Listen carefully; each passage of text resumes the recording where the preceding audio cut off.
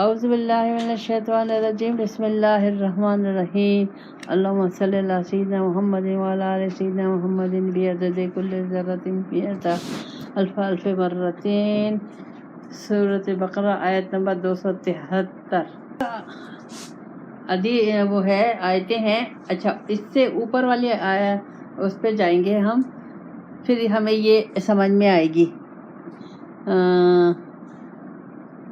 تو اوپر والی کو دیکھتے ہیں کون سی 271. اللہ کہتا ہے ان تبدوا الصدقات فنعما هي او تخفوه وتؤتوها الفقراء فهو خير لكم ويكفر عنكم من سیئاتکم واللہ بما تعملون خبیر. اللہ کہتا ہے تم صدقات سامنے دو، یعنی ظاہر کر کے دو یا چھپا کے دو، لیکن دو فقراء کو دو. تو اللہ تعالیٰ کہہ رہا ہے کہ یہ بہتر ہے تمہارے لیے، اور بہتر اس سے کیا ہوگا، اس سے تمہارے سب گناہ دھلیں گے، اور تمہاری جو بدحالی ہے، اخلاقی بدحالی یا مالی بدحالی، وہ سب دور ہوگی. اور اللہ تعالیٰ کو معلوم ہے جو تم کر رہے ہو، اللہ سے کوئی چیز چھپی ہوئی نہیں ہے. پھر دوسری آیت میں اللہ تعالیٰ، اب یہ سب آیتیں ایک دوسرے سے کنیکٹڈ ہیں. دوسری آیت میں اللہ تعالیٰ فرماتا ہے 272 میں لیس علیک ھداھم ولکن اللہ یہدی من یشاء وما تنفقوا من خیر فلانفسکم وما تخفون الا ابتغاء وجہ اللہ وما تنفقوا من خیر یوفی الیکم وانتم لا تظلمون. اللہ کہتا ہے کہ تم خرچ کرو تو یہ مت دیکھو کہ یہ گناہ گار ہے یا نیک ہے یا ہندو ہے یا کافر ہے، مشرک ہے، کون ہے. یہ تمہارا کام نہیں ہے. ہدایت دینا میرا کام ہے، میں جس سے چاہتا ہوں ہدایت دیتا ہوں. لیکن تم خرچ کرو، جو خرچ کرو گے تم اپنے لیے خرچ کرو گے. لیکن ایک چیز یاد رکھو کہ وہ جب خرچ کرنے کا جو نیت ہے وہ صرف ایک ہونی چاہیے، وہ ہے اللہ کی رضا حاصل کرنا. اور جب تم اس طریقے سے خرچ کرو گے تو اللہ کہتا ہے کہ تم جو خرچ کرو گے اس کا تمہیں پورا تمہیں بدلہ دیا جائے گا، تمہارے ساتھ کوئی ظلم نہیں ہوگا. اب یہاں اللہ تعالیٰ نے ہمیں خرچ کرنے کے خیرات، صدقات، جو کچھ بھی خرچ کرنے کا بتایا ہے. تو اب اوپر فقراء کا بتایا، پھر اللہ تعالیٰ نے ہندو نان مسلم کا بتایا، ضرورت مند کا بتایا، یہ سب اللہ تعالیٰ نے بتایا. لیکن ایک حدیث ہے، رسول پاک صلی اللہ علیہ وسلم نے فرمایا کہ جو خیرات صدقات ہیں اگر وہ متقی کو دیا جائے تو وہ زیادہ فائدہ مند ہے.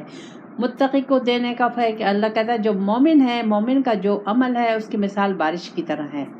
اب اس نقطوں کو سمجھے آپ، وہ بارش کی طرح ہے. جب بارش برستی ہے تو وہ مسلم نان مسلم اور اس کو نہیں دیکھتی، وہ یہ نہیں دیکھتی کہ یہ بنجر ہے، یہ سرسبز ہے، یہ گندگی ہے. وہ سب جگہ بارش برستی ہے. لیکن جب بارش برستی ہے، ایک سب جگہ پہ برستی ہے وہ، اور ایک گندگی کے پہ برستی ہے، ایک پتھر پہ برستی ہے، ایک وہ جگہ، ایک گندگی میں، تو بہت فرق ہے. یعنی اگر ایک سب جگہ، اچھی جگہ، اونچی جگہ پہ وہ برس رہی ہے تو وہ جو جگہ ہے وہ بہت زیادہ پھل سبزہ اگائے گی، پھل فروٹ دے گی اور میوے دے گی، بجائے اس کے کہ بنجر زمین ہو، بجائے اس کے کہ وہ گندگی کی جگہ ہو، بجائے اس کے کہ وہ پتھر ہو. یہ نقطہ آپ لوگ ذہن کریں. اسی طرح اچھا اللہ تعالیٰ پھر اب اللہ تعالیٰ یہاں تو اللہ نے کہہ دیا کہ تم خرچ کرو، بس خرچ کرو، لیکن تمہاری نیت اللہ کی رضا ہونی چاہیے. لیکن یہاں پھر اللہ تعالیٰ اس میں تیسری اس میں 273 میں اللہ تعالیٰ آج مجھے کہہ رہا ہے للفقراء الذین احصروا فی سبیل اللہ لا یستطیعون ضربا فی الارض. اللہ کہتا ہے تم خرچ کرو ان لوگوں پر جو گھر گئے ہیں اللہ کی راہ میں. اب یہ کون لوگ ہیں؟ یہ وہ لوگ ہیں جو قرآن اور دین کی طرف چلے گئے، یعنی قرآن اور سنت کی تعلیمات حاصل کر رہے ہیں اور اللہ کے دین کو پھیلانے کی کوشش کر رہے ہیں. اب جب وہ قرآن اور دین کی طرف جائیں گے मदरसों में जाएंगे या किसी मुर्शिद के पास जाएंगे या किसी और जगह जाएंगे, तो ज़ाहिर है वो तो उनकी तालीमात, तो उनका जो टाइम है वो तो सारा मान लगा रहा है कुरान को सीखना, हदीस को सीखना, फ़िक़ह को सीखना, सब चल रहा है।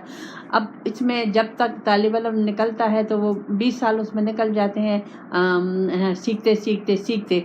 तो और फिर उनको तो उन्होंने तो कोई दुनियावी तालीम हासिल की नहीं है, कोई हुनर हासिल किया नहीं है।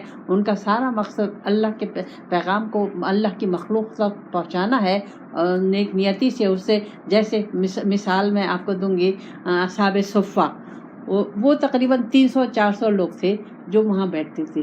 तो अब वहाँ जो हदीसें आती थी वो आयतें आती थी अल्लाह की तरफ से, वही आती थी, वो लिखते थे, उस पर सब डिस्कशन आपस में करते थे और हदीसें लिखते थे, हुजूर से भी सब जो सुनते हुए थे वो लिखते थे। उनका ये उसमें एक अबू हुरैरा का नाम आप लोगों ने सुना होगा।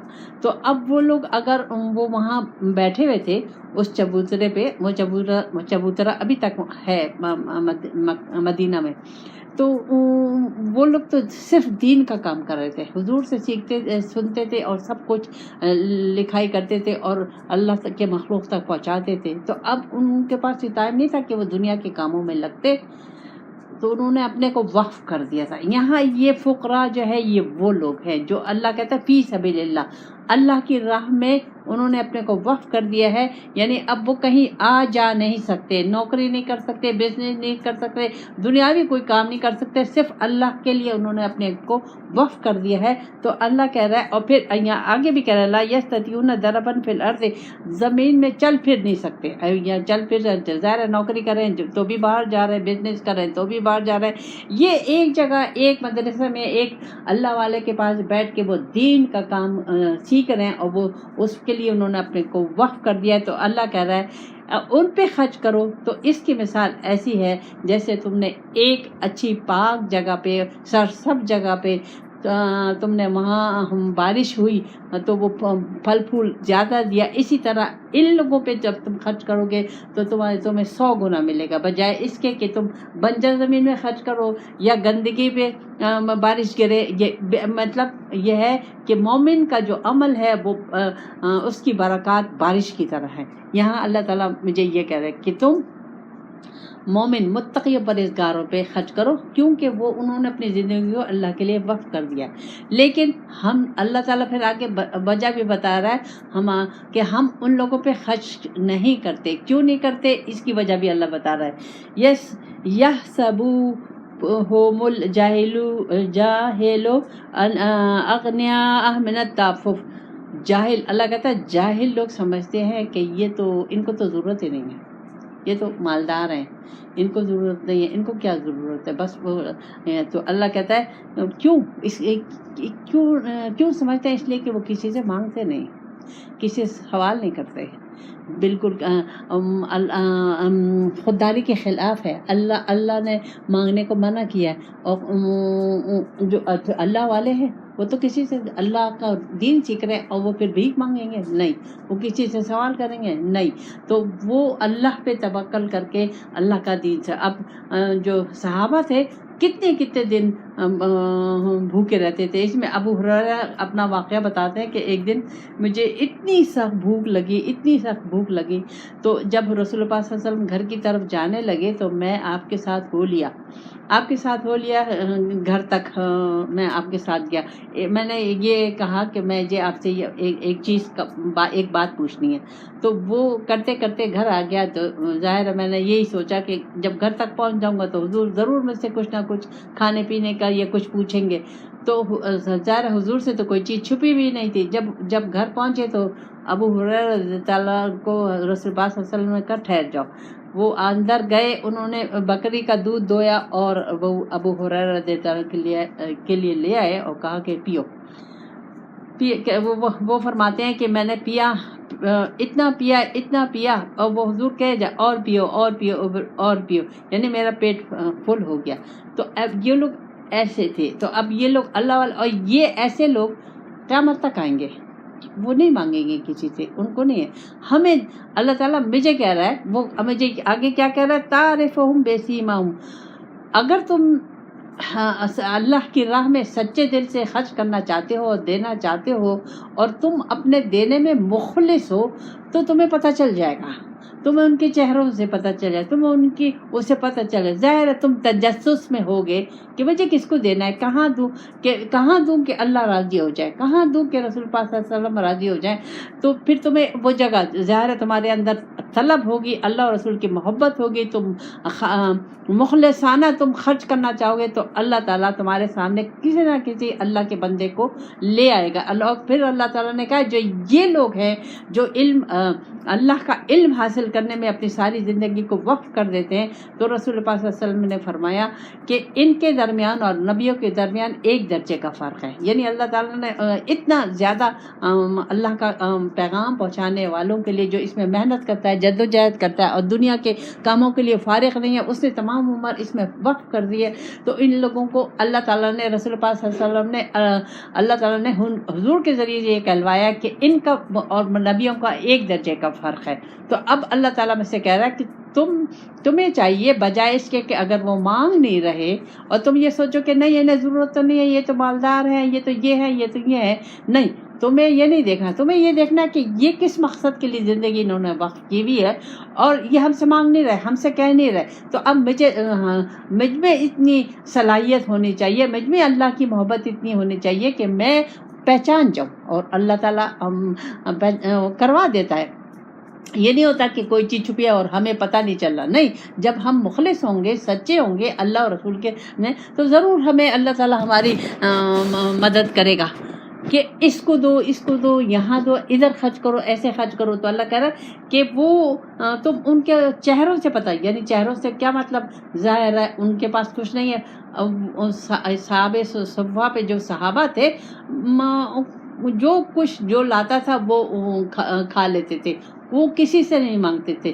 ظاہر ہے جب مانگ نہیں رہے تو بھوک تو ہے، پیٹ تو لگا ہوا ہے، گھر بار ہے، سب کچھ ہے، اس کی ضرورت کیا ہے۔ تو اللہ کہہ رہا ہے، اللہ تعالیٰ مجھے کہہ رہا ہے کہ تم ان کے چہروں سے پہچان جاؤ گے، لیکن وہ کیوں پہچان جاؤ گے، لیکن وہ لوگ کیا ہے، لا یسألون الناس الہافا، وہ کسی کے پیچھے نہیں پڑتے، کسی سوال نہیں کرتے، کسی کے کپڑے پھاڑ کے نہیں لیتے، یہ جیسے فقیر لگے ہوئے ہوتے ہیں، ایک دو بد دعائیں بھی دے رہے ہیں، یہ بھی دے رہے ہیں، وہ بھی دے رہے ہیں، ایسا نہیں کرتے، وہ بالکل سوال سے بچتے ہیں اور اللہ نہیں چاہتے کسی کو۔ پھر اب مجھے اللہ کہہ رہا ہے وما تنفقوا من خیر فإن اللہ بہ علیم، جان لو تم جو خرچ کرو گے وہ تمہارے لیے ہے، اور اللہ کو معلوم ہے کہ تم کیا خرچ کر رہے ہو، کس نیت سے کر رہے ہو، کس اس مقصد کے لیے جو بھی تم اپنا خرچ کر رہے ہو وہ اللہ کو معلوم ہے۔ اب یہ ایک یقین کی کیفیت ہے، جب میرا اللہ سے کنیکشن ہوگا تو وہ یقین آ جائے گا۔ اس وقت تو ہمیں یقین نہیں ہے، اور ہم تو یہی دیکھتے ہیں بھائی یہ مالدار ہے، یہ ہے، اس کو ضرورت نہیں ہے، اس کو ضرورت نہیں ہے، اس کو ضرورت نہیں۔ اللہ کہتا ہے اگر خرچ کرنا ہے سب جگہ خرچ کرنا ہے، لیکن زیادہ فائدہ تمہیں ہوگا متقی لوگوں کے پہ خرچ کرو، جو اللہ کی، جنہوں نے اپنی زندگی اللہ والوں کے لیے وقف کر دی، ان پہ خرچ کرو۔ پھر اللہ تعالیٰ آگے فرماتا ہے، اللہ تعالیٰ مجھے کہہ رہا ہے کہ دیکھو الذین ینفقون اموالہم باللیل والنہار سرا وعلانیۃ فلہم اجرہم عند ربہم ولا خوف علیہم ولا ہم یحزنون۔ اللہ تعالیٰ کہہ رہا ہے تم اپنا مال رات دن، یعنی اس کے لیے کوئی وقت نہیں ہے، ہم نے جو رمضان مقرر کیا ہوا نہیں، اللہ کہتا ہے رات دن، ظاہر یا چھپے ہوئے جو بھی تم خرچ کرو گے اس کا اجر میرے پاس ہے، یہ یاد رکھو کہ اس کا اجر میرے پاس ہے۔ لیکن نیت اگر اللہ کی ہوگی، نیت اگر دنیا داری کی ہوگی تو پھر اللہ تعالیٰ اس کا اجر نہیں دیتا، اس کا جو اجر ہے وہ دنیا میں ملتا ہے، آخرت میں اس کا اجر نہیں ہے، دنیا میں بھی وہ اجر نہیں ملے گا۔ دنیا میں اگر ہم دنیا کی نیت سے جو ہم خرچ کرتے ہیں تو یہ ہمیں تکلیف ہی پہنچاتے ہیں، ہمیں نقصان ہی پہنچاتے ہیں، ہمیں اللہ اور رسول سے نہیں ملاتے۔ ہمارے خرچ کرنے کا مقصد اللہ اور رسول ہے، اللہ کی رضا ہے، اللہ کا دیدار ہے، اللہ سے ملاقات ہے۔ اگر میں اس مقصد کے لیے اپنا تن من دھن سب خرچ کر رہی ہوں تو اللہ کہہ رہا ہے چاہے رات دن ہر وقت خرچ کرتے رہو، چھپ کے کرو، اعلانیہ کرو، یہ اجر میرے پاس ہے تمہارا۔ اور یہ نہیں ہوگا کہ تم نے خرچ کر لیا تو تم کہو گے کہ کسی نے دیکھا نہیں، کسی نے کچھ تعریف نہیں کی، نہیں، کسی کو دیکھنے کی ضرورت نہیں ہے، تعریف کرنے کی ضرورت نہیں ہے، کسی قسم کا تمہیں نقصان بھی نہیں ہوگا، تمہیں اس چیز کا یہ بھی نہیں ہوگا کہ بھائی میں نے اتنا مال خرچ کر دیا مجھے تو کچھ ملا نہیں، یہ بھی نہیں ہوگا، کیونکہ یہاں اللہ تعالیٰ ذمہ داری لے رہا ہے کہ نہ خوف ہوگا کہ کیا ہوگا اور نہ غمگین ہوگے۔ جو رہ گیا وہ اس کے پیچھے دنیا میں جو اللہ تعالیٰ نے دولت دی ہوئی ہے اور اللہ کی رضا کے مطابق حلال دولت کو خرچ کر رہے اور وہ رہ بھی جائے تو غم نہیں ہوگا، کیونکہ ہمارا مقصد تو صرف اللہ ہے۔ تو اللہ کہتا ہے کسی قسم کا نہ خوف ہوگا، نہ غم ہوگا، نہ قبر کا خوف ہوگا، نہ آخرت کا خوف ہوگا، سارے خوف ہر کچھ اللہ لے لے گا۔ اور اللہ تعالیٰ میں سے کہہ رہا ہے کہ تم اپنے کو خالص کر لو، اپنی نیت کو خالص۔ اللہ یہ نہیں دیکھتا کہ تم لاکھوں دے رہے ہو کہ تم 10 روپے دے رہے ہو، اللہ تعالیٰ کو نیت کو دیکھتا ہے۔ جیسے اللہ نے کہا نا کہ مجھے گوشت اور خون تمہارا نہیں پہنچتا، میں تمہاری نیت پہنچتی ہے کہ تم کیا، اور تمہارا وہ جذبہ، تمہاری وہ محبت ملے گی۔ تو اب یہ تمام جو اللہ تعالیٰ جس طریقے سے کہہ رہا ہے، اب مجھے اپنے میں یہ چیزیں پیدا کرنی ہے، مجھے غور و فکر کرنا ہے، تدبر کرنا ہے کہ میں کیوں خرچ کر رہی ہوں، مقصد کیا ہے، کیا اس سے حاصل کرنا چاہ رہی ہوں، کیا اس کا مقصد میرا اللہ کی رضا یا دنیا داری ہے، یہ دنیا کی کوئی مفاد ہے۔ اگر تمام چیزوں کو دنیا کا لیا جائے تو اس میں مفاد کا لفظ لیں گے تو وہ جامع ہے۔ تو ہمیں کسی سے کوئی چیز نہیں چاہیے، کسی سے نہ کوئی تعریف چاہیے، نہ کوئی ان سے دنیا کا کوئی فائدہ چاہیے، کچھ نہیں، نہ عزت چاہیے، نہ سلام چاہیے، کچھ بھی نہیں چاہیے۔ یہ تمام چیزیں ہمیں اپنے آپ سے ہٹانی پڑیں گی، کیوں کہ جس وقت ہم خرچ کرتے ہیں تو اس وقت ہمارے ذہنوں میں اگر اللہ کی رضا نہیں ہے تو پھر کیا ہے، دنیا داری ہے کہ میں اس کو اتنا دے رہی ہوں تو وہ مجھے بدلے میں اتنا دے گی، میں اس کا ایسے خیال رکھ رہی ہوں تو وہ میرا خیال بھی میرے ضرورت کے وقت کام آئے گی، وہ میرا سہارا۔ اب یہ تمام چیزیں یہ شرک ہے۔ مجھے کسی کو اپنا سہارا جاننا اور کسی کو سامنے رکھ کے خدمت کرنا پیسوں سے، مال سے، جان سے، حل سے، یہ شرک ہے۔ تو ہمیں اس شرک سے بچنا ہے، اور ہمیں اپنے کو، ہم خرچ تو کر رہے ہیں، ہم کہتے ہیں اللہ کے لیے خرچ کر رہے ہیں، لیکن ہمارے ذہنوں میں اللہ نہیں ہے، ہم زبان پہ اللہ ہے لیکن طریقہ کار عمل میں ہمارا نہیں ہے۔ تو اب اللہ تعالیٰ نے ہمارے وہ تمام جو تھے، ہر ایک کا ذہن میں یہ ہوتا ہے کہ ہم کہاں خرچ کریں، کہاں خرچ کریں۔ اب کہاں خرچ کرنے کا مطلب یہ ہے کہ کس طریقے سے، اگر میرے ذہن میں یہ کہ میں کہاں خرچ کروں کہ مجھے اللہ میں سے راضی ہو جائے اور میں اللہ کا دیدار مل جائے، میں اللہ کا قرب حاصل کر لوں، تو یہ نیت زیادہ بہتر ہے بجائے اس کے کہ ہم دنیا کی کوئی نیت کریں اور اللہ کے لیے خرچ کریں۔ اس کے لیے اللہ تعالیٰ نے کہا ہے کہ اللہ والوں پہ خرچ کرو گے تو اس سے اچھا یہ اب آپ لوگ ذرا غور سے سنیں، اس سے پہلے جتنے بھی وہ آیتیں آئیں صدقات، خیرات کے بارے میں آئی، اللہ تعالیٰ نے اس سے پہلے 274 آیت میں اللہ کہتا ہے الذین ینفقون اموالہم باللیل والنہار سرا وعلانیۃ فلہم اجرہم عند ربہم ولا خوف علیہم ولا ہم یحزنون، کہ وہ لوگ جو اپنے مال رات دن ظاہر اور چھپے ہوئے اور ظاہر دونوں طریقے سے خرچ کرتے ہیں، اس کا اجر اللہ کے پاس ہے ان کا، نہ وہ غمزدہ ہوں گے اور نہ وہ خوفزدہ ہوں گے، اندیشہ ہوگا کسی چیز کا۔ یعنی اب اللہ تعالیٰ نے ایسا، لیکن اب اللہ تعالیٰ مجھے بتا رہا ہے ایسا مال جو ہمیں تباہ کر دیتا ہے، قوموں کو تباہ کر دیتا ہے، انسان کو تباہ کر دیتا ہے۔ الذین، اللہ کہہ رہا ہے الذین یاکلون الربا، وہ لوگ جو سود کھاتے ہیں، سود لیتے ہیں، اس کی مثال ایسی اللہ کہہ رہا ہے لا یقوم الا کما یقوم الذی یتخبطہ الشیطان من المس، اس کی مثال ایسی ہے کہ قیامت کے دن وہ اپنے قبروں سے ایسے اٹھیں گے جیسے ان کو جن نے چھو لیا ہے یا ان پر جن آ گیا ہے۔ یہ کیوں ہوگا؟ ذالک بانہم قالوا، کیوں کہ وہ کہتے ہیں انما بیع جو مثل الربا، خرید جو ہے، نفع جو ہے وہ بالکل یہ جو سود ہے بالکل اس کے نفع کی طرح ہے، جیسے ہم تجارت کرتے ہیں اس میں نفع ہوتا ہے، اسی طرح یہ بھی ایک تجارت ہے، تو اس میں جو ہم پیسے لیتے ہیں یہ بھی ایک نفع ہے۔ تو اللہ کہہ رہا ہے نہیں، وَأَحَلَّ اللَّهُ الْبَيْعَ، اللہ کہتا ہے میں نے حلال کر دیا ہے خرید و فروخت، وَحَرَّمَ الْبَيْعَ ربا، لیکن سود لینا حرام کر دیا ہے۔ فمن جاؤ موعظۃ من ربہ، پس جو اس کے پاس نصیحت آ گئی، یعنی جس نے نصیحت مان لی، فانتہا، اور رک گیا، فلہ ما سلف، تو اس نے جو اس سے پہلے عمل کیا تھا اس کا اسے پرس باس نہیں ہوگی یا سزا نہیں ہوگی، وہ ختم ہو گیا۔ وَأَمْرُهُ إِلَى اللَّهِ، اب اس کا معاملہ اللہ کے پاس ہے۔ وَمَنْ عَادَ فَأُولَٰئِكَ أَصْحَابُ النَّارِ، اور جو دوبارہ یعنی اس نے دوبارہ سود کھایا یا سود لیا، تو اللہ کہتا ہے ایسے لوگ آگ میں ہوں گے اور ہمیشہ رہیں گے۔ اب ہمیں سمجھنا ہے سود ہے کیا چیز۔ سب سے پہلے ضروری یہ چیز سمجھنی ہے کہ سود کیا چیز ہے۔ سود ایک ایسی چیز ہے، سود کہ آپ کسی کو رقم دیں اور آپ قرض رقم دیں اور آپ اس پہ کچھ معین کر دیں کہ وہ میری اصل رقم بھی رہے گی، لیکن تم اس پہ جیسے مثلا 10,000 دیا تو کہیں گے کہ نہیں 1,000 روپے تم مہینہ دو گے، جیسے بینک ہیں، سارے بینک ہیں۔ تو اگر یہ سود ہے، لیکن اب دوسری کیا ہے، بیع کیا ہے، یعنی خرید و فروخت کیا، اس میں ہے نفع نقصان، یعنی اگر نفع ہوا ہے تو نقصان بھی ہوا ہے، لیکن اس میں نقصان نہیں ہے، اس میں وہ اپنی اصل رقم پڑی ہوئی ہے اور ہم اس پہ پیسہ کما رہے ہیں۔ ساری دنیا میں سارے مسلمان سود کا کاروبار ہے، سب حکومتی سطح پہ، لوکل تو ہوگا ہاں نچلی سطح پہ، لیکن حکومتی سطح پہ یہ سود کا ساری دنیا میں ہے۔ تو اب اللہ تعالیٰ کو ہے، یہ اللہ تعالیٰ نے منع کر دیا کہ نہیں یہ ایسے نہیں کرنا، اس طریقے سے نہیں لینا۔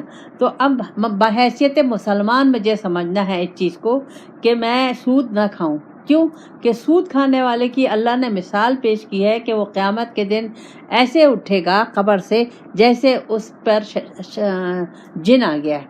اب آپ نے دیکھا ہوگا جن پر جن آتے ہیں ان کی حالت کیا ہوتی ہے، وہ کیا اول فول بک رہے ہوتے ہیں اور کیا کیا حرکتیں کر رہے ہوتے ہیں، اور اس میں نہیں ہوتے، ہوش میں نہیں ہوتے خود۔ تو اللہ تعالیٰ کہہ رہا ہے کہ ایسے وہ قیامت کے دن اٹھیں گے۔ اور پھر سود جو ہے جب اللہ تعالیٰ نے منع کر دیا ہے تو اس کا اخلاقی لحاظ سے بھی نقصان ہے، مادی لحاظ سے بھی نقصان ہے۔ مادی لحاظ سے اگر تھوڑا فائدہ ہے، جیسے اب 100 روپے کا فائدہ ہے لیکن 1000 روپے کا نقصان ہے۔ سب سے زیادہ نقصان ہے روح کا۔ یہ جسم جو ہے یہ اصل نہیں ہے، اصل ہے روح۔ ہم جو عمل کرتے ہیں وہ اس کا اثر ہماری روح پہ جاتا ہے۔ اب اللہ تعالیٰ نے سود منع کر دیا لیکن میں سود کھا رہی ہوں تو اس کا سارا اثر میری روح پہ جا رہا ہے۔ تو وہ جب میں اللہ کا حکم نہیں مان رہی، کیونکہ اللہ تعالیٰ نے مجھے پیدا کیا اپنے لیے، یہاں یہ ایک انتہائی سمجھنے کی چیز ہے۔ اللہ تعالیٰ نے انسان کو اپنے لیے پیدا کیا اور پھر پیدا کرنے کے بعد انسان کو اللہ تعالیٰ نے کھلا نہیں چھوڑ دیا، بلکہ اللہ تعالیٰ نے کہا ہدایت میری طرف سے آئے گی، یعنی جو تم زندگی گزارو گے دنیا میں، جتنا عرصہ تم زندگی گزارو گے وہ تمام ہدایات میں تمہیں دوں گا، ایک ایک چیز کی میں تمہیں راستہ بتاؤں گا اور تمہیں نصیحت کروں گا، وصیت کروں گا، سب کچھ کروں گا، اور ہدایت میری طرف سے آئے گی۔ تو اب ہدایت کا انتظام اللہ تعالیٰ نے پیغمبروں کے ذریعے کیا، آخری ہدایت رسول پاک صلی اللہ علیہ وسلم ہمارے پاس آئے، قرآن۔ اب یہ کیوں؟ یہ ہمارے لیے تھا، کیوں کہ ساری کائنات جتنی بھی ہے وہ آلریڈی ہدایت یافتہ ہے، اس کو سب کچھ اللہ تعالیٰ نے بتا دیا ہے، فیڈ کر دیا ہے، وہ اس کے مطابق چل رہے ہیں۔ اس میں بھی اللہ کی ظاہر ہے وہ اللہ کی مرضی، اللہ تعالیٰ نے ایسا ہی نظام ان کے لیے پیدا کیا، ساری کائنات صرف انسان کے لیے کہ انسان کو ساری مخلوق سے افضل بنایا، عظیم بنایا، تو اللہ تعالیٰ نے اس پہ زبردستی نہیں ٹھوسی، لیکن یہ کہہ دیا کہ دیکھو تمہیں میں اپنے لیے پیدا کر رہا ہوں، تمہاری زندگی کا مقصد میں ہونا چاہیے، مجھے پہچانو، مجھے جانو، اپنی زندگی کو پہچانو کہ تم کون ہو اور تمہیں میں نے یہ زندگی کیوں دی ہے، تمہیں یہ تمام تمہارے جسم میں آنکھ کان زبان ہر کچھ جو دیا ہے یہ کس لیے دیا ہے، کس مقصد کے لیے دیا ہے، تمہاری تقدیر کس کے ہاتھ میں ہے، یہ تمام چیزیں انسان کو اللہ تعالیٰ، اور تمہیں میں نے اپنے لیے پیدا کیا ہے، اور جو تمہیں عقل دی ہے وہ بھی میں نے تمہیں اپنے لیے دی ہے، مجھے جانو مجھے پہچانو، اور اس کا اور پھر کیسے جانو گے کیسے پہچانو گے وہ میں تمہیں بتاؤں گا، طریقہ میں بتاؤں گا، ہدایت میں دوں گا، وہ راستہ میں تمہیں بتاؤں گا، وہ طریقے میں تمہیں بتاؤں گا، اس کے لیے میں باقاعدہ پیغمبروں کا میں تمہیں انتظام کیا، اور آخری پیغمبر رسول پاک صلی اللہ علیہ وسلم اور قرآن۔ اب ہر انسان کو یہ حکم ہے کہ وہ قرآن کے مطابق زندگی گزارے۔ رسول پاک صلی اللہ علیہ وسلم ہمارے رہنما ہیں، ان کو مان کے قرآن کے مطابق ہے۔ اب زبردستی نہیں کی، چھوڑ دیا اللہ تعالیٰ نے، تو اگر زبردستی کرتا تو پھر تو فائدہ ہی نہیں تھا، لیکن اب انسان کو اللہ تعالیٰ نے دیا کہ ٹھیک ہے میں نے تو صرف تمہیں اپنی ہدایات سب بھجوا دی رسول کے ذریعے قرآن کے ذریعے، اب میں زبردستی نہیں کرا، لیکن میں نے تمہیں بتا دیا اپنی مرضی اپنی منشا، میری منشا کائنات میں چل رہی ہے، تمہاری زندگی میں میری منشا میری مرضی چل رہی ہے، اب تمہاری مرضی ہے، تم میری منشا کو میری مرضی کو پہچانتے ہو کہ نہیں پہچانتے، لیتے ہو کہ نہیں لیتے، زبردستی نہیں ہے، لیکن آؤ گے کہاں، میرے پاس آؤ گے، پھر میں تم سے پوچھوں گا کہ میں نے تم جس مقصد کے لیے پیدا کیا تھا، میں نے تمہیں عقل دی تھی، آنکھ زبان دی تھی، ہاتھ پیر دیے تھے، صلاحیتیں دی تھی، میں نے تمہیں اپنا حبیب دیا تھا، قرآن دیا تھا، تم نے کیا لے کے آئے ہو؟ تو اب یہ ہے اصل چیز۔ اب ہم جو جس طریقے سے ہم پوری دنیا اور خاص طور سے ہم مسلمان جس طریقے سے زندگی گزار رہے ہیں وہ اللہ کی مرضی کے خلاف ہے۔ قرآن اصل ہے، اللہ کی مرضی اصل ہے، اسی کے مطابق سیاست بھی ہوگی، آپ کی دنیا آپ اس کے مطابق کرو گے، سیاست بھی اسی کے مطابق، عبادات بھی اس کے مطابق، ہر کچھ اس کے مطابق ہوگا۔ اب پاکستان کا مقصد کس مقصد کے لیے بنا تھا؟ قرآن کے شریعت کو نافذ کرنے کے لیے، مسلمانوں کے لیے ایک الگ ملک جو اپنے وہ اللہ اور رسول کے حکم کے مطابق زندگی۔ اب 70 سال ہو گئے ابھی تک تو نافذ نہیں ہوا، تو اب اللہ تعالیٰ نے ہمیں چھوڑ دیا ہے ہم پہ، لیکن اللہ کہتا ہے کہ یہ جو فیصلہ میرا ہے، منشا میری چلی، ہر انسان کی زندگی میں اور کائنات میں مرضی میری چل رہی ہے، منشا میری چل جائے گی۔ اگر تم میری مرضی لے لو گے تمہاری زندگی آسان ہو جائے گی، اگر تم مجھ سے میری مرضی سے ٹکراؤ گے تو تمہاری مرضی تو پوری ہوگی نہیں، میں تمہیں تباہ و برباد اللہ تباہ و برباد کر دے گا، کیونکہ اصل جو کامیابی ہے وہ اللہ کی مرضی لینے میں، اللہ کی خوشنودی حاصل کرنے میں، اللہ کے حکم کے مطابق زندگی گزارنے میں۔ اب اللہ تعالیٰ نے مجھے جیسے میرے جسم کے لیے دنیا کے یہ اسباب پیدا کیے ہیں رزق کے لیے، اسی طرح میری روح کے لیے بھی اللہ تعالیٰ نے ایک رزق کا بندوبست کیا ہے، اس کو ترقی دینے کے لیے، اس کو تر و تازہ رکھنے کے لیے، اس کو اپنے قریب رکھنے کے لیے اللہ تعالیٰ نے مجھے رسول پاک صلی اللہ علیہ وسلم اور قرآن دیے، اور قیامت تک اللہ کے دوست آئیں گے جو مجھے ہمیں سمجھائیں گے اللہ کا راستہ، اللہ۔ اور تو اب اللہ تعالیٰ کہہ رہا ہے کہ اگر تم نہیں مانو گے میں نے تو ٹھیک ہے تمہارے کر لو، سود کھا لو، لیکن تمہارا حشر یہ ہوگا، یہ اب اللہ تعالیٰ نے مجھے حشر بتا دیا ہے۔ تو اب ہم عورتوں میں اگر کوئی سودی کاروبار کر رہا ہے اور سودی کے پہ پیسے لے رہا ہے تو وہ آج بند کر دے بالکل۔ اللہ کہتا ہے لیکن اب انہوں نے اللہ سے آرگو کر رہے ہیں، ہمیں اللہ سے آرگو کرنے کی اجازت ہے نہیں ہے، اب اللہ سے آرگو ذالک بأنہم قالوا، کہتے ہیں یہ کیا کہتے ہیں کہ جب خرید و فروخت، ظاہر ہے ہم نے کوئی چیز خریدی ہے بیچی ہے اس میں منافع آیا، اسی طرح سیم ہم نے کسی کو پیسے دیے اس کا منافع آیا تو سیم ہے، تو اللہ تعالیٰ کہہ رہا ہے کہ نہیں یہ سیم کیوں، جب میں نے منع کر دیا، میری مرضی یہ ہے کہ میں نے خرید و فروخت کو حلال کر دیا ہے اور سود کو حرام کر دیا، اب تمہیں میری مرضی میں، میری منشا یہ ہے کہ تم ایسا نہیں کرو کہ تمہیں نقصان ہوگا۔ پھر اللہ کہتا ہے فمن جاؤ موعظۃ۔ دوسری چیز ایک بات یہ یاد رکھیں کہ ہم یہ جو زندگی جس خیالات میں، جس طریقے میں، جس اس سوچ میں اور جس عمل میں گزارتے ہیں، اسی طرح ہم قبر میں جائیں گے، موت بھی اسی پہ آئے گی۔ اب قبر میں جب جائیں گے تو اگر ہم نے سودی نظام سود لیا ہے اور سود کے تحت ہم زندگی گزار رہے ہیں تو قبر میں تو ہمارا وہی حشر ہوگا جو اللہ تعالیٰ نے بتا دیا، کیونکہ ایک جو مومن ہوتا ہے وہ اللہ کے رنگ میں رنگا ہوا ہوتا ہے، تو وہ جب مومن اب کی ایک عادت ہوتی ہے کہ وہ نماز کا پابند ہوتا ہے، تو نماز کا پابند ہوتا ہے، تو جب وہ قبر کے اندر، میں اس کے سمجھا رہی ہوں، جب وہ قبر کے اندر جاتا ہے تو اس کو ایسا لگتا ہے کہ شام عصر کا ٹائم ہے، تو وہ فوراً جب فرشتے سوال جواب کے لیے آتے ہیں تو کہتے ہیں ہٹو ہٹو ہٹو، وہ مومن ان سے کہتے ہیں ہٹو ہٹو، میری نماز کا ٹائم ہے۔ لیکن جو سود کھانے والے اللہ کے نافرمان قبر میں جاتے ہیں تو ظاہر ہے ان کے ساتھ تو پھر وہی حشر ہوگا جو اللہ تعالیٰ چاہے گا، جو اعمال ہے اسی طرح کے اس کے فرشتے ہوں گے، اسی طرح کا ان کے ساتھ سلوک ہوگا۔ تو اللہ تعالیٰ مجھ سے کہہ رہا ہے کہ نہیں، اب میں نے تمہیں کہہ دیا کہ سود نہیں کھانا، تو بس نہیں کھانا۔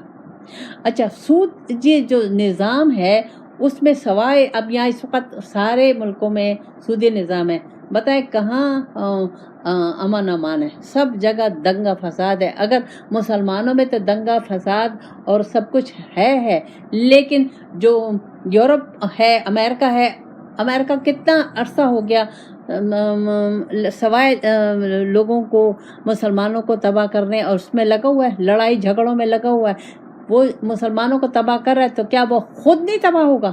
خود تباہ نہیں ہو رہا ہے، لیکن اسے پتہ نہیں چل رہا۔ اسی طرح یورپ ہے، اب امریکہ اور رشیا کی لڑائی کتنی 3 جنگیں عظیمیں ہوئی ہیں، کس پہ ہوئی ہیں؟ یہ اسی وجہ سے ہوئی ہیں کہ وہ نظام جو ہے وہ نہیں ہوتا، اس میں تو اللہ تعالیٰ اس میں برکت نہیں ڈالتا، اس میں ایک تو سودی نظام جو سود لے رہا ہے وہ بخیل ہے، وہ کنجوس ہے، وہ سنگ دل ہے، وہ بے رحم ہے، وہ کسی کا خیال نہیں کرتا۔ اسی طرح ایک فرد، اسی طرح قوم ہے، اس لیے تو کسی کا خیال نہیں کرتے، بس ہر ایک کو اپنے مفاد کی دنیا کی پڑی ہوئی ہوتی ہے، ہائے دنیا کے پیچھے پڑے ہوئے، کس طریقے سے دنیا کو کما لوں، کس طریقے سے پیسے کو کما لوں۔ یعنی آپ نے دیکھا ہوگا جو ہوتے ہیں بات دنیا دار لوگ جو ہوتے ہیں، ان کی حالت کیا ہوتی ہے؟ ہر وقت یہ کرنا، یہ ایسے کرنا، یہ ایسے کرنا، یہ ایسے کمانا، یہ ایسے کمانا، سارا دن یہی سوچے۔ اب یہ کیا ہے؟ یہ پاگل پنا ہے کہ نہیں ہے؟ اللہ تعالیٰ نے مجھے تو اس لیے نہیں پیدا کیا، اللہ تعالیٰ نے تو مجھے اپنے کو پہچاننے کے لیے، اپنی رضا کے مطابق زندگی گزارنے کے لیے۔ اب جب میں مقصد زندگی اللہ بنا لوں گا، میری زندگی بالکل الگ ہو جائے گی، بالکل ٹوٹلی الگ ہو جائے گی عام دنیا دار لوگوں سے۔ زمین آسمان کا میرے اندر فرق آ جائے گا، میرے اخلاق میں، میرے بات چیت میں، میرے رویوں میں، ہر چیز میں فرق آ جائے گا۔ کیوں کہ وہاں میں اللہ سے کنیکٹ ہو گئی، اللہ کے مرضی کے مطابق میں اب زندگی گزارنے لگی۔ اللہ بھی یہی چاہتا ہے، اللہ تعالیٰ نے پیدا ہی مجھے اپنے لیے کیا۔ تو اب اللہ کہہ رہا ہے کہ میں نے خرید و فروخت کو حلال کر دیا ہے، یہ میرا منشا ہے، میں نے تمہیں بتا دیا، اور سود کو حرام کر دیا، اب تمہیں اس سے رکنا ہوگا۔ اللہ کہتا ہے فمن جاؤ موعظۃ من ربہ فانتہا، جس کو میری بات پہنچ گئی، نصیحت پہنچ گئی اور وہ رک گیا، یعنی پہلے سودی کام کرتا تھا، سود لیتا تھا، لیکن جب اس کو اللہ کا حکم پتہ چلا تو وہ رک گیا۔ اب سوال یہاں یہ پیدا ہوتا ہے میرے ذہن میں کہ مسلمانوں کو معلوم نہیں ہے ہم رک رہے ہیں، کون سی حکومت ہے اس پہ کہ جو سودی نظام میں حصہ نہیں لے رہی؟ سارا نظام سودی ہے ہمارا، مسلمانوں کا، ہمارا جو خاص مسلمان ملک ہیں سب سود پہ ہیں۔ تو اس کا کیا مطلب ہے کہ کس طریقے سے ہم اللہ کی نصیحت کو جانیں گے؟ جب تک ہم اللہ سے کنیکشن نہیں کریں گے، اللہ کی طرف رخ نہیں کریں گے، اللہ اور رسول کے حکم کے مطابق زندگی نہیں گزاریں گے، ہم اللہ سے کنیکٹ نہیں ہو سکتے، ہمیں اللہ کی نصیحت سمجھ میں نہیں آئے گی، ہم تک اللہ کی کانوں میں تو ہمارے آ جائے گی، لیکن ہمارے دل و دماغ قبول کرنے کے لیے تیار نہیں ہے۔ جب ہمارا دل و دماغ قبول نہیں کرے گا، وہ دیکھ لیں ہمارے مسلمانوں کے دل و دماغ نے کون سا قبول کیا ہوا ہے؟ کس نے کوشش کی ہے کہ سودی نظام ختم ہو جائے؟ پاکستان میں کوئی کوشش کر رہا ہے؟ کوئی عالم، کوئی مفتی کوئی کوشش کر رہا ہے؟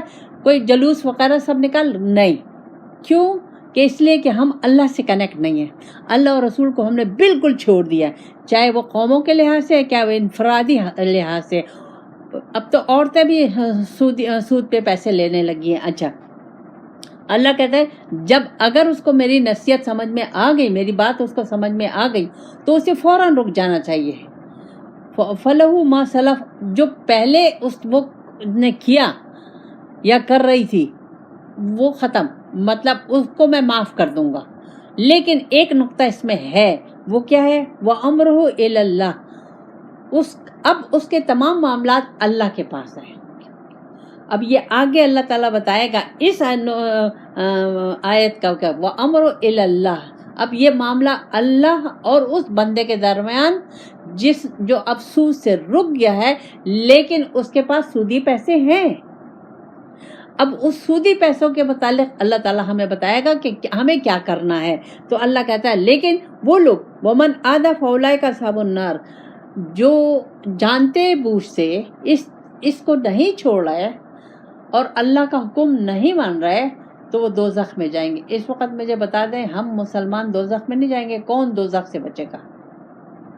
جہاں یہ نقطہ آپ یاد رکھیں، پاکستان اسلامی ملک ہے، سعودی عرب، یہ تمام جو اسلامی ملک ہیں، سلطنت اسلام کی ہے، اگر وہ لوگ کر رہے ہیں، حکومتیں کر رہی ہیں، سب دوزخ میں جائیں گے. نہیں اللہ تعالیٰ. لیکن ایک نان مسلم حکومت ہے، وہاں سودی نظام ہے، تو وہاں جو مسلمان ہیں وہ اپنے کو وہاں کے سودی نظام سے جتنی حد تک کوشش کریں اپنے کو بچائیں. اب جیسے کریڈٹ کارڈ ہے، یہ بھی ایک سود ہے، جوا ہے، یہ بھی ایک جوا ہے. اور وہاں کی جو اسکیمیں ہیں، آپ لوگ باہر رہتے ہیں، وہ سب، تو آپ لوگوں کو اپنے سے اس کو بچانا ہوگا کہ آپ کو اس میں رہے. کریڈٹ کارڈ کیسے سود ہے؟ سود ایسا ہے کہ آپ نے 10,000 کی خرید و فروخت کی، آپ کے پاس جب بل آئے گا تو وہ کہیں گے کہ زیادہ سے زیادہ 200 روپے دے دو. 10,000 کی خریدے، زیادہ سے زیادہ 200. آپ خوش ہو گئے کہ ہمیں 200 روپے کا بل آیا ہے، آپ نے خریداری 10,000 کی ہے، بل آپ کے پیچھے آیا 200، تو جو باقی بچے آپ نے اگر اس کو اس میعاد میں پورا نہیں کیا تو وہ اس پہ سود لگنا شروع ہو جائے گا.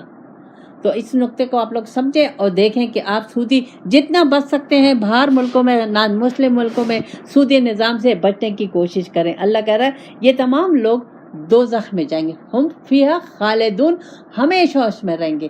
اب سوال یہ پیدا ہوتا ہے کہ یہ جتنی اسلامی ملک ہے اور جتنے سربراہ ہیں یہ سب دوزخ میں جائیں گے.